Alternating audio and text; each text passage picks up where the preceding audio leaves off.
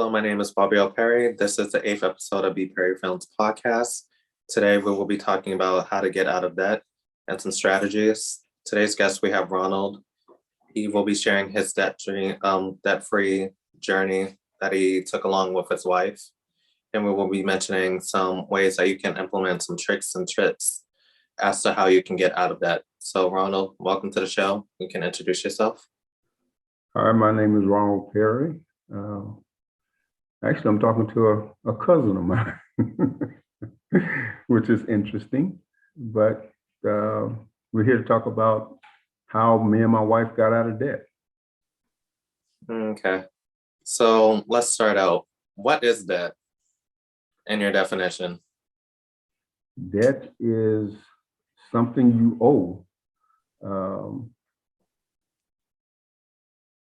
If I've got bills and payments that I have to make, and I only have a certain amount of income, that's debt to me. I would like to say that when people think of debt, they get really nervous and they don't know how to deal with it. But instead, we use our coping strategy as spending more instead of trying to save. That's true. Yeah. That is so true. Yeah. All right. So we're going to start out with, how much debt did you start out with? We started out with about $80,000 in debt at the time. What did that include? Credit cards, loans, and stuff like that. Yeah. Yeah. Mm-hmm. What made you realize, both you and your wife, that you needed to tackle this big problem of debt and owing people money? Well, I wanted to retire from working. We were making enough to do that. However, we still had debts that we were paying every month, and we were paying more than the minimum payment. However, we still had that amount of debt. And so we were like, if I want to retire, we need to get out of debt. And so we decided, okay, this is what we're going to do. And how long was that journey? The journey was from the time we started. We started in, I think, April of 18. And 18 months later, we were out of debt. Wow, that's amazing. I know for me, for instance, I have student loans, and finding job and employment is very hard, especially now with COVID, because people are now being challenged with, if you don't take the vaccine, you're not going to go back to work, or we're going to fire you. So there's that extra stress that's like, how am I going to pay off my bills and keep myself safe? And I have the motto of, it's my body, it's my choice. I shouldn't be feeling pressured to take this vaccine if I feel uncomfortable doing it. Right. For me, it wasn't pressure, because we used a lot of other, in the initial stages before we got to the $80,000, if you will. My wife has showed me some strategies, and I learned to take those strategies and use them to my advantage. For instance, or for example, I would apply for a credit card. I was given a line of credit, and I could use that credit with zero interest or for a balance transfer if I wanted to pay off some bills without having to pay interest. So what I did is I sat down, I figured out what bills I could pay off and how much I could afford to repay every month by paying those bills off.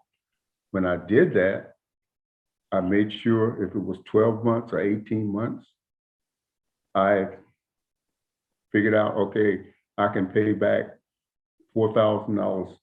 I could pay them $400 a month. So within that 12-month period, I would only borrow maybe use $4,000 of that line of credit. and I would only use it for those 12 months. So that got me started to bring the debt down within itself. When I used those, I only used them for that period of time. After that, I didn't use it. I didn't use any credit cards. I just used them for, the credit card is only used for the zero interest time frame, 12 or 18 months. After that, don't use it, because all you do is go back in debt. You get yourself back in debt if you continue to use it. You pay it off and you're done with it. That's true. Even for me, we had a conversation prior to this. I was saying, me personally, I don't like using credit cards. Like if I can't pay it with cash, then for me. So I have this thing where I go, if I don't have a zero interest card or like some type of plan when I purchase something, I guess if you spend like $300 to $500 or more on an item, you can get maybe like 6 to 12 months off for interest. And then after that, you start paying the fees. So I thought with me, I shouldn't go past 3 months. I can't pay something in that time frame, or if it has that zero interest. And that's my philosophy of how I stay out of debt. Well, everybody has a way of doing things. For me, that was the easiest, was to take chunks, if you will, of debt and pay it down or pay it off completely, so that I eliminated, which increased my cash flow to where I could start to save, start to do all those other things that I wanted to do. And at the same time, I had to ask myself the question, if I wanted something, do I really need it? Or is it just a want? If I need it, okay, that's one thing. But if it's just a want, it's something I can, I can put aside and save for and get it later. So that way you stop, you don't wind up in debt or going back into debt by doing that. You just have to be conscious about what you're doing and how you're doing it. Agreed. What was a method that worked for you, both you and your wife? When we started got to the $80,000 of debt that we paid off, and we used the every dollar, where we accounted for every dollar we spent. It was a Dave Ramsey app that we had that came along with it. And we used that, we linked it to our bank accounts so that we could go in and look and account for every dollar we spent. If it was gas, food, lunch, pay a phone bill, pay a light bill, whatever it was, pay a car insurance. Every dollar you spent was accounted for. So we used that to account for the money that we were spending. We used, I'll say, a combination of the snowball and the avalanche method to get the debt, to get it down to zero. This is what we did. You paid, we paid off a car, my wife's car. We paid it off. Actually, the loan, if you go back and look at the loan, if I showed you the loan paperwork for that car, I'm supposed to be still paying on that car right now, paying the basic monthly payments. Okay, what we did, I paid the monthly payment, but I also paid an additional amount that went straight to the principal. So there was no interest taken out of that. Because as long as I made the payment, the regular monthly payment, I had met the requirement of the loan. But when I paid the additional, I designated it to principal only, so that that money everything that was put toward that came off the amount owed. So we wound up paying the car off in actually, I think, about 12 months. Okay, that's awesome. Because most people have payments for 3 to 6 years sometimes. Mm-hmm. I'm supposed to pay that car. I'm supposed to pay that car off next year. Wow. And it's already paid for. That's awesome.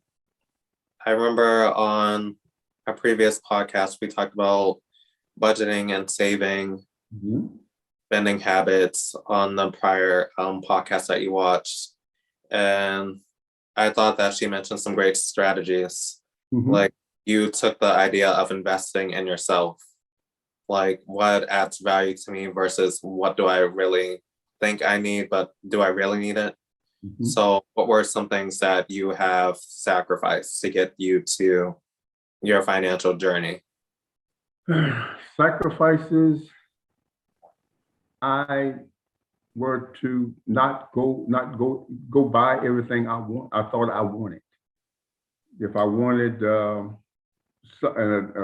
add on, like my bike, I ride a motorcycle, so there are things that I wanted to do to it, and I had to forego it until such time as I had the money to do it. That was because those were things that I wanted. I didn't need them, but I wanted them. So for me, sometimes we didn't go out to eat. Instead of going out to eat at a restaurant, we stayed home and cooked at home. Didn't go to the movies, things like that.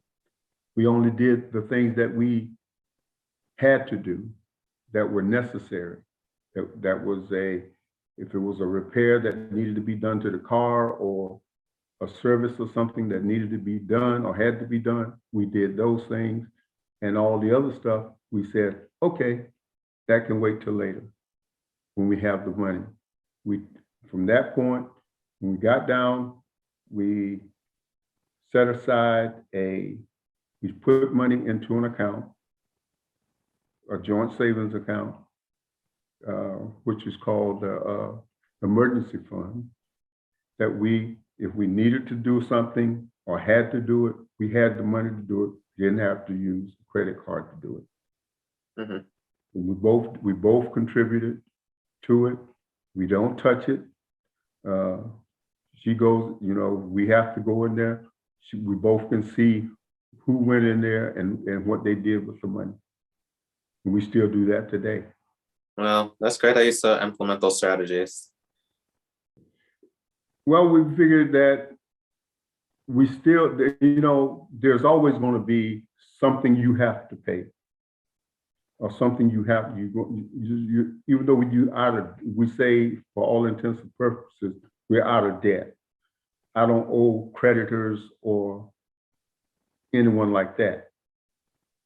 But we still have the light bill, we still have repairs to the house, things that come up that are unforeseen that we have to take care of. And so instead of going out, taking out a loan, if we continue to contribute to put money aside, contribute to our emergency fund and all that stuff, we can do that without having to go out and get a loan or go use a credit card to do it. We can just pay for it cash and we don't have to worry about it. Does it take time? Yes. Does both people, if it's two people, do both parties have to be on board? Yes.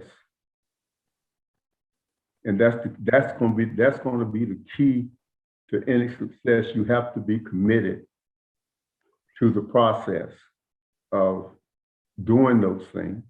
And if you're not committed to it, you'll never get there.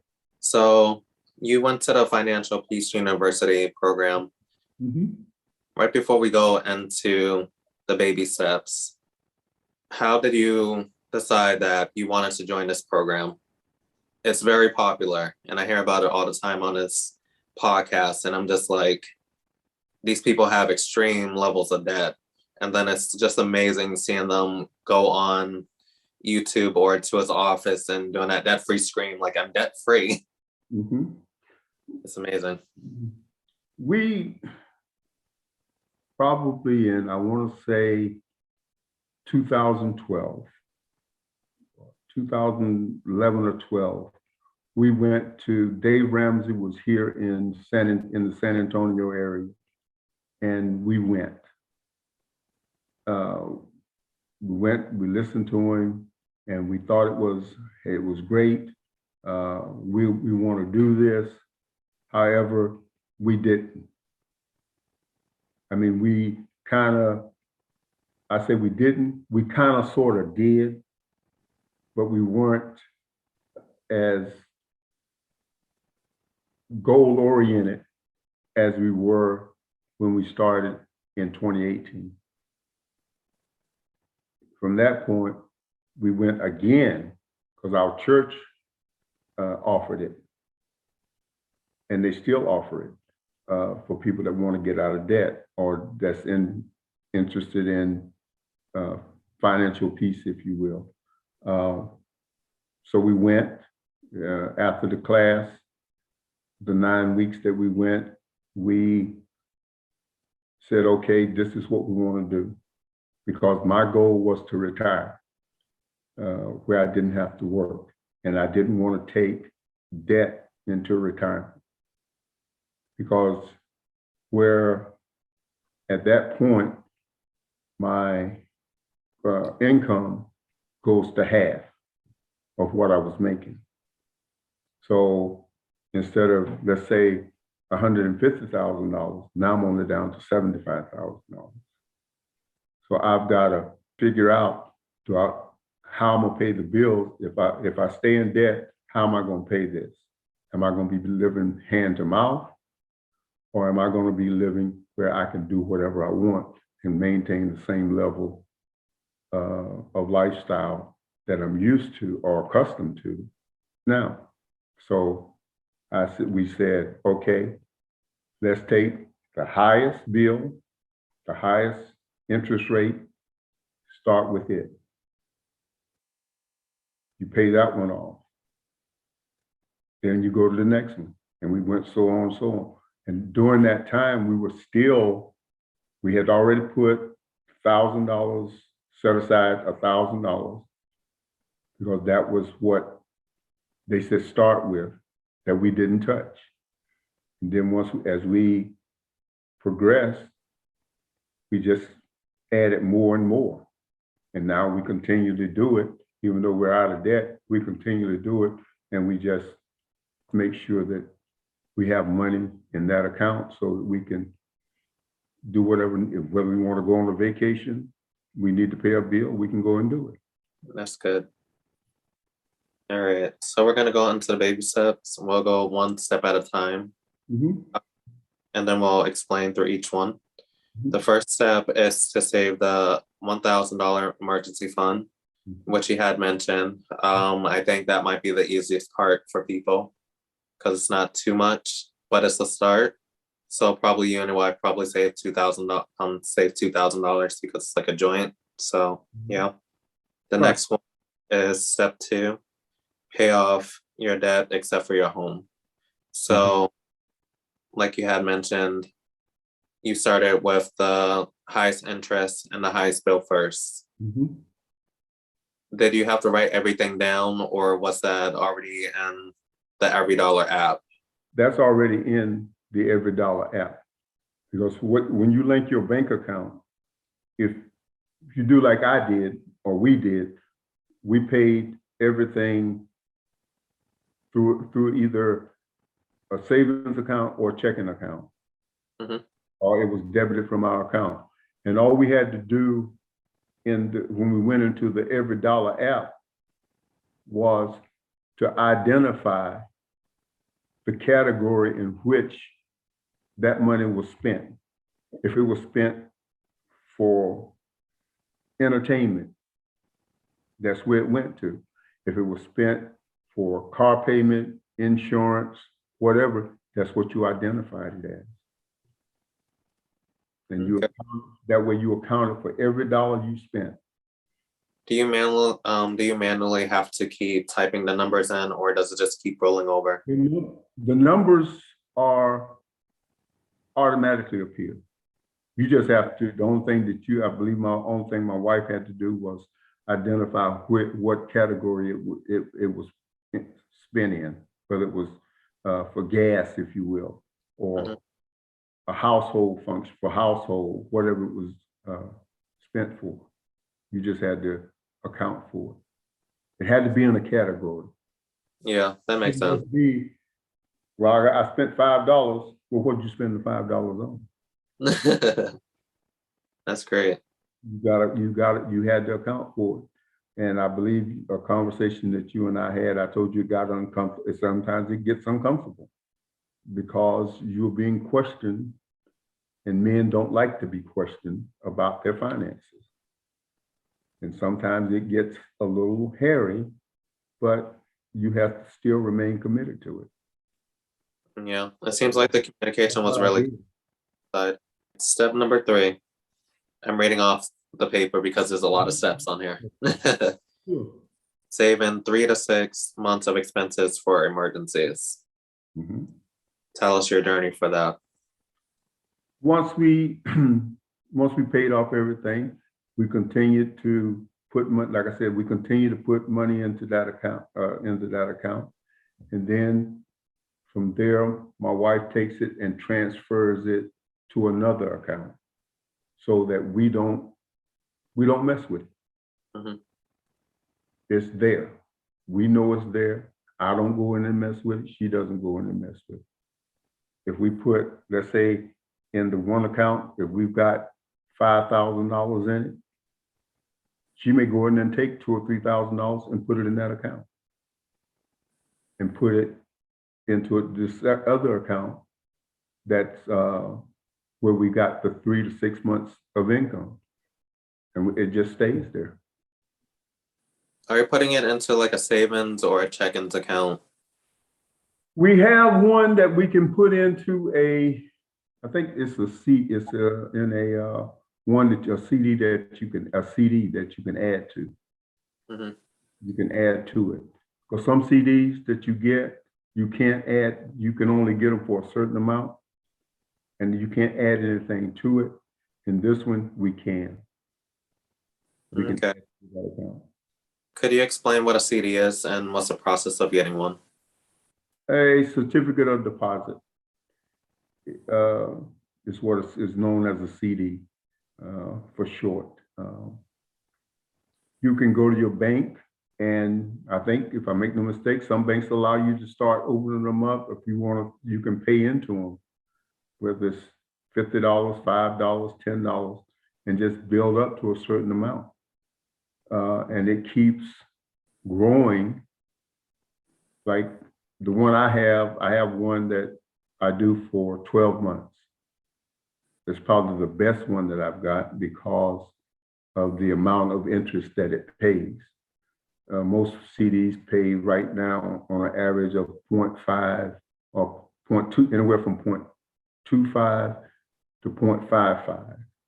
I've got one that actually pays me a little over 3%. That's good. But I roll every month, every 12 months, it rolls over, and it just stays there. Yeah, the reason why I asked, because go to your bank and just talk to them and look at what their certificates of deposit, how did they, because they've got several different versions of it. It just depends on the bank or the credit union. That's where I would tell anybody to go, is just go to the bank, sit down and talk to them, tell them you want to open a certificate of deposit. How can I go about doing it? What's the initial amount? Can I add to it? And what's the minimum amount that I can add to it? And what's the maximum amount that I can add to it? Because some of them, it just depends. When you say max, like the maximum that you can put in that CD, or the amount that you can deposit in the CD? The max is what you can deposit it in. Like the one that I was just telling you that I have that's 3%. I can't add money to it. Okay, I started it with that amount, so it stays that amount. But I earn whatever interest is paid on it. They just transfer it to another account, and I put it in I can open up another CD with that, with the interest income from that. Mhm. Because that at that end of that 12 months, I can either cash it out or roll it over, and I just let it roll over. Yeah, I wanted to mention the interest part because when we normally think of interest, we think of the bad when they're just adding money to keep you in debt. But this is a good interest where it adds on. Interest income. Yeah. That income, the interest income, is what you make on it. Yes, it's taxable, but that money, you don't have to touch the money. You can take it and put it in, open up another CD with it, and just grow it, start growing another one. I have more than one. And are you capped at how many CDs that you can open at one bank, or do you have multiple? No, not that I know of. Nobody's ever said, and I think we have quite a few. Okay. It depends on the person, what you want to do, how you want to spread. You want to take advantage of the best interest, the best growth income that you can, or interest rates that you can. Like I said, a lot of banks now, you look at the rate of interest or rate of return on the money that you're saving is very minimal. At one time, it was at most banks, it was just a little over 1.25%. This particular bank that we're involved with, we started out, it was 3%, and it's maintained it ever since I've had that CD, and that's been several years. That's great. So we're gonna go on to baby step number 4, and 15% of income for retirement.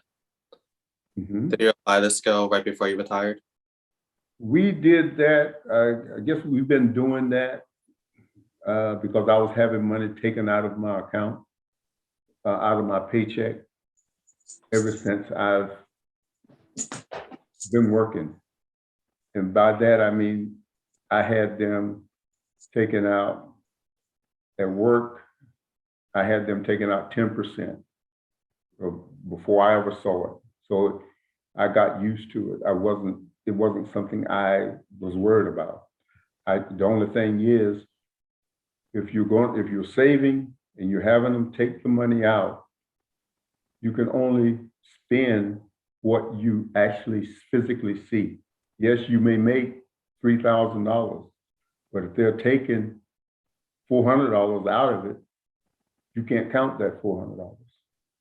So now you only got $2,600. So you can't spend $3,000 because they get that before you ever see it. And I got used to it. I didn't miss it, is what I'm trying to say. You don't miss it because you don't see it. If you see it and then you got to give it up, then you miss it. But if you don't see it, oh, okay, this is what I only get $2,600 a month. I've got to adjust my life around the $2,600 a month.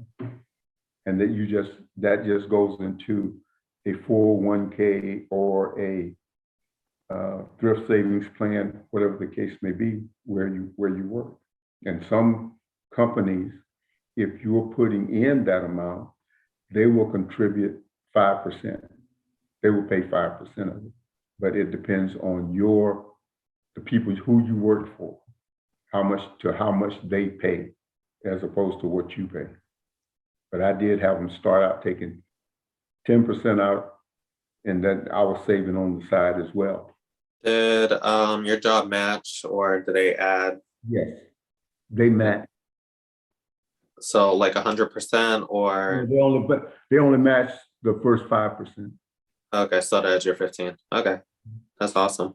So when they did that, I just kept doing it and let them. I didn't worry about it, and that's where you can't. You don't worry about. Like I said, you don't worry about what you can't see. The only thing you worry about is what I can see. I can see $2,600, but I can't see $3,000 because that other $400, even though I know I get it, because I can see my LES or my pay stub, I know I made it, but they show that they put it into an account that's in my name that I do have. I'm not going to say access to, but is there for your retirement. That's great. I'm learning so much. I bet everyone who's going to be watching this is going to feel empowered and hopefully build up that mindset, which we'll get into soon. Mm-hmm. Step number 5, save for college for your children. Do you have any kids, or are they? They're all grown. Okay. They're all grown and on their own. Okay, so we can skip over that step. Number 6, paying off your house. Mm-hmm. Now that's really big because people pay hundreds of thousands, if not millions. Yeah, they pay hundreds. Yeah, okay. Well, our house is almost paid for. I think we've got maybe 2-3 years left to pay. Wow. And it's done. Yours are no joke. Yeah. But we pay on it. I think the main reason we're probably just lagging on it is just for tax purposes. That's the only reason we haven't paid it off completely off, because we could go in there and pay it off. Mm-hmm. We haven't done it. Strategy. I just learned something new. You gotta have, I mean, they've taken away so many other tax privileges that we did have, or tax things that we could use to help us when it comes to income tax. Those things are gone. So the only thing for the most of us that, unless we have a large amount of contributions to charities and stuff like that, everything else is pretty much gone that you could take a deduction for. And the only thing left pretty much is the homestead, the taxes on the home. We're going to go on to step number 7. Mm-hmm. I'm breaking into 2 parts, so there's going to be 8 steps, and I'll explain why. Building wealth and giving back. I think those are 2 different things. So building wealth, in your definition, what is wealth, and what is your process of becoming wealthy? Okay. Remember I said at work, my 401k, which is my retirement. Okay. I make enough money, even in retirement. I have enough income that I don't have to touch the money that I put aside for my 401k. So what I did is I found a fiduciary. You look at listening to Dave Ramsey. I found a fiduciary, and what a fiduciary does, as opposed to a stockbroker, a fiduciary has to do by law what's best for you, not what's best for him. Because a stockbroker is different. Stockbroker is doing what's best for him, how he can make the most money, not how you can make the most money. But a fiduciary, by law, has to do what's best for you. Mhm. So I got one. I think I got a good one. And the guy that I was linked up with, he sat me down. He sat me and my wife down. He asked us some questions. How do we want to invest? What were we looking to do? And so I took some funds from my thrift savings account. I took that, transferred it, along with some other funds that I had. I transferred it into that. And he showed me the best way to do it and what he could do for me and how he could do it. And this is how you'll grow your wealth from this. And it's done pretty well. But you just have to get with the right people, figure out what you want to do. Because they're not going to force you to do it, but he'll lay out a plan for you and show you how you can do it. And you have to be, if you're comfortable with it, then go with it. I was comfortable with the plan that he set out. I don't look at it every day. I go in and look at it every now and then, see how much it's grown. But other than that, I don't worry about it. You can't panic if the market goes up or goes down, because it's going to do that. And you just have to continually change. If you want to be aggressive, you want to be moderate, it's up to you. I'm more of a moderate. I stay in somewhere in the middle because I'm adverse to losing all my money. I'm trying to build on what I've already got. So far, that's what's been happening.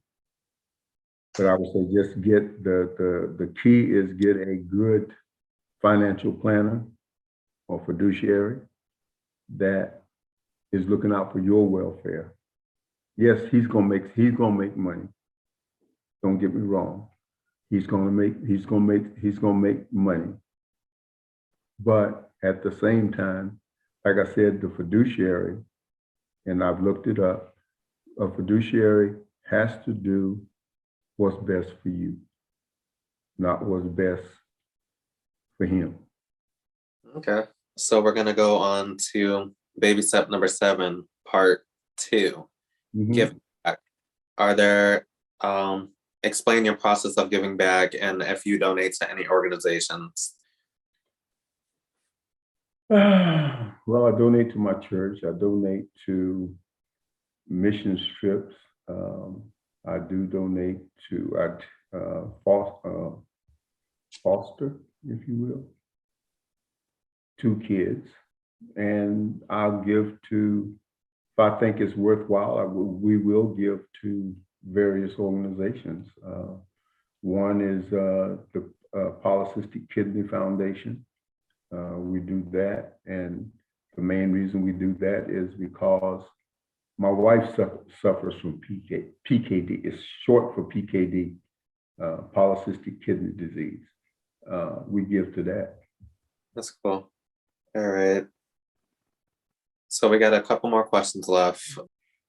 We're going to mention some resources that people can look into, which I'm going to leave in the description tab. Mm-hmm. You did mention EveryDollar. Yeah. I'm going to recommend mint.com. There's some apps where you put all your money in there, and then I think you're able to put your social security number in there so you can figure out what your credit score is. So I'm going to ask you a question about how to get a high credit score, because like I said, the more debt that you have, the more it'll go down, and the more that you contribute to that debt, it's going to continue to go down until you change your habits. So how do you get in that mindset of building a good credit score? Having a good credit score. One is to pay on time, not be late, not missing payments. Always pay more than the minimum if you have to make payments. Yes, anytime somebody runs what they call a hard check on your credit, yes, your credit takes a hit a little bit because somebody ran you might have applied for a loan, or they might have been trying to get you to buy something, and they could have ran it unbeknownst to you. The key is mainly though is to make sure that you don't default on any loans, that you pay on time, or in a timely manner, pay more than the minimum, and be consistent. That's what I've done. I haven't done anything extraordinary. I made sure that I always paid, even when I had debt, I paid more than the minimum. Because when you're paying the minimum payment, what they say you have to pay, the majority of that goes to interest. There's only a few dollars of it. To give you a prime example, if you're paying let's say you got you owe $10,000 in credit to one company, and you're paying let's say 10 to 12% interest rate, and they say you got to pay $200 a month. The majority of that goes to interest. So there's only a few dollars of it that actually goes to their account. So you'll be winding, instead of paying that amount, that $10,000 off in maybe 2 years or 3 years, you're stuck with it for 10 to 15 years. So actually they've sent out reports. If you take a look at some of the statements that you probably get, and they talk about if you do this, you'll pay it off this and this time. If you pay this amount, they say that, oh, well, you can pay it off in 3 years, but if you keep paying this amount, it's going to take you 15 years. Look how much money they've made off of you. Mm-hmm. If you wait for 15 years, you're still going to be paying them. You try to get the lowest interest rate you can, lowest interest rate possible. And I know Chantel mentioned that the last podcast I saw you do about going in, asking the bank. They're not going to voluntarily lower the rate. You have to call them and ask them, do they have a lower interest rate? And most of the time, they will give it to you. If you've been a good customer, you've paid on time, you haven't been delinquent, all those things, you can get them to give you a lower interest rate. Pay your bills on time as well. If they see a credit history, they will even lower it. I know that's what happened to me. I keep paying my bills on time. Right. And I get points or rewards, and then on top of that, you get a lower percentage. They will give you the lower percentage, but I've found that the only way most banks voluntarily give it to you is if you call them and ask them. But it's a phone call you have to make. And so what if they say no? Okay. Or you just continually do what you're supposed to be doing. Because I've built my credit, I think mine is somewhere up there. But I don't worry about it. When they ask me for, usually if I'm applying for a credit card, I want a credit card, usually I don't even have to ask for it. They'll just send me one. And I don't use it. But that's how you build it though. It's just being consistent with what the payments and stuff like that. Mm-hmm. Another question I would like to ask you, because a lot of people are retiring early.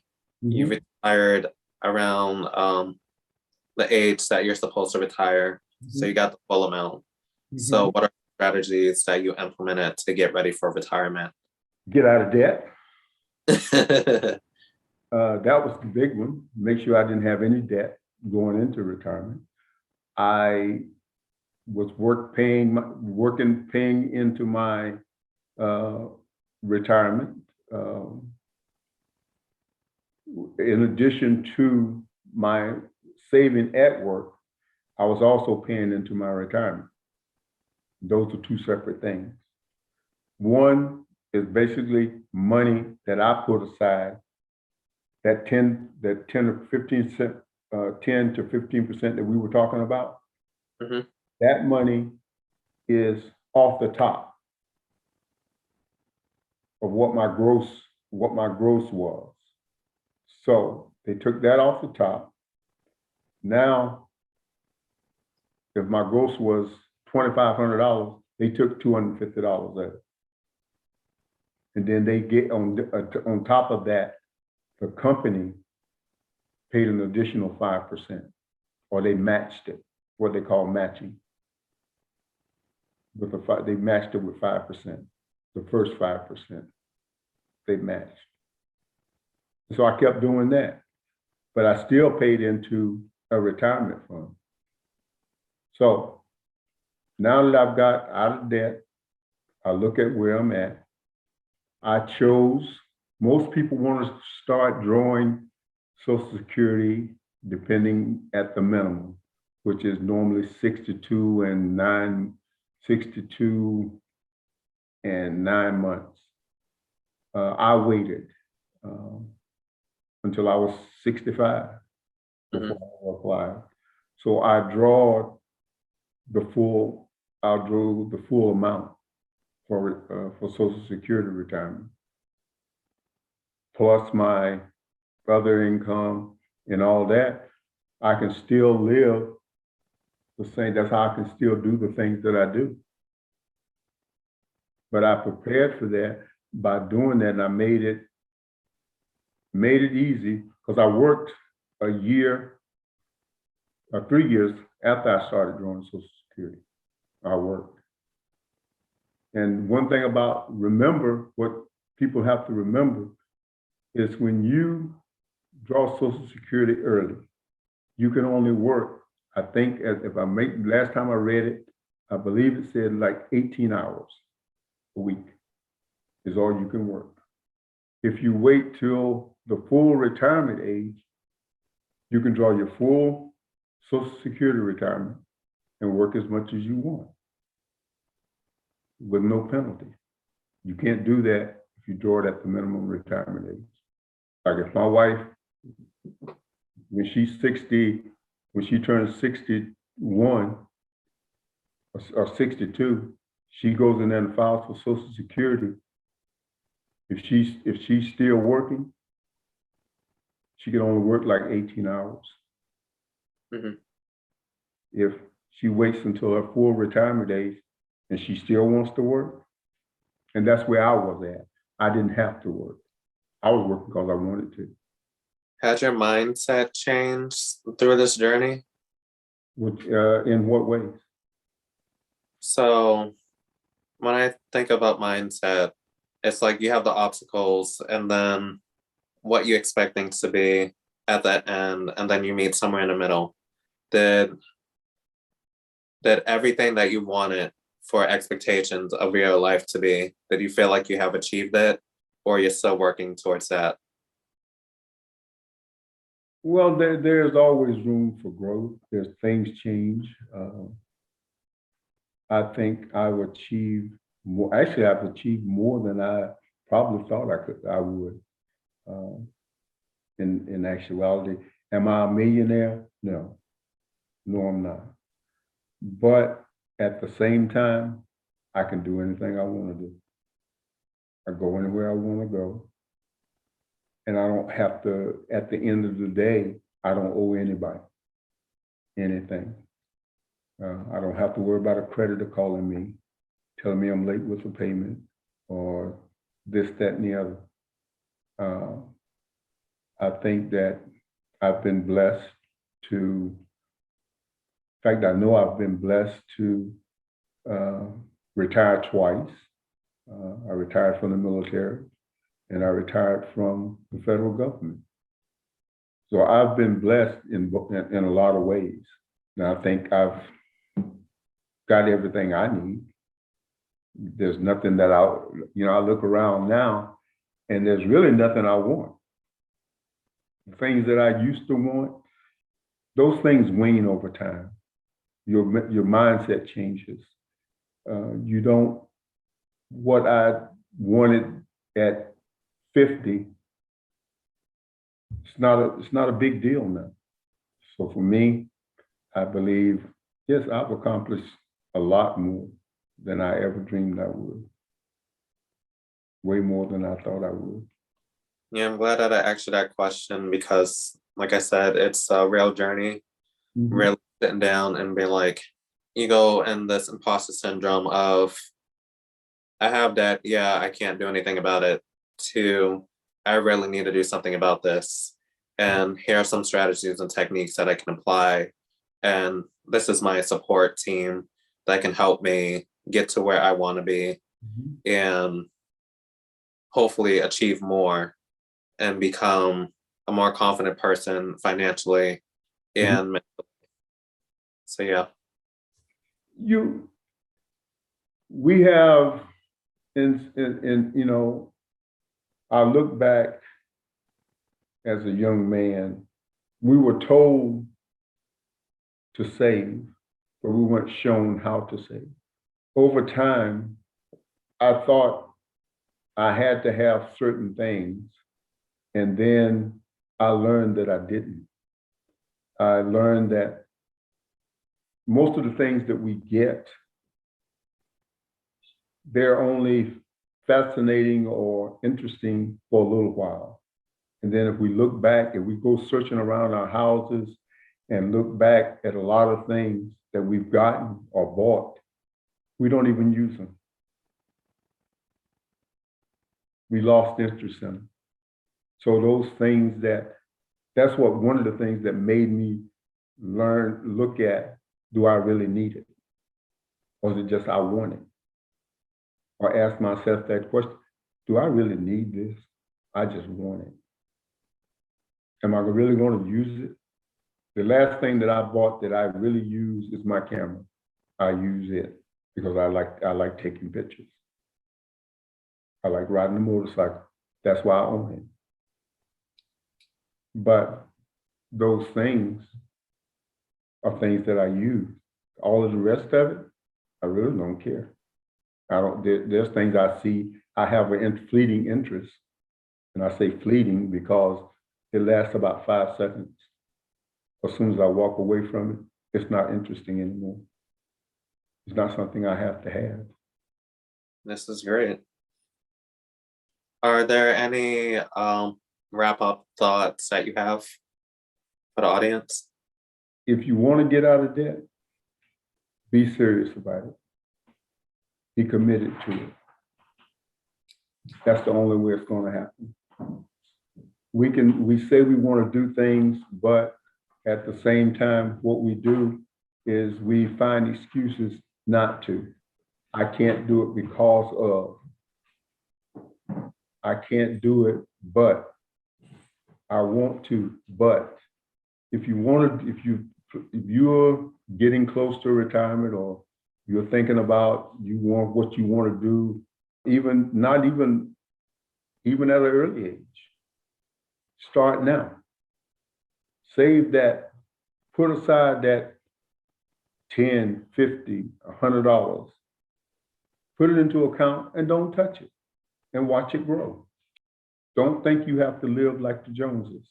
Don't think you have to go out there and buy a new car every year or every 2 years.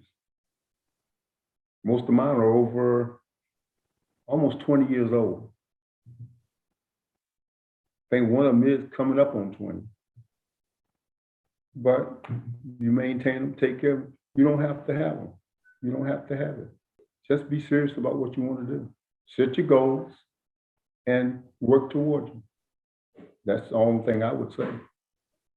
Okay. To wrap up, I would like to brainstorm everything that we have discussed.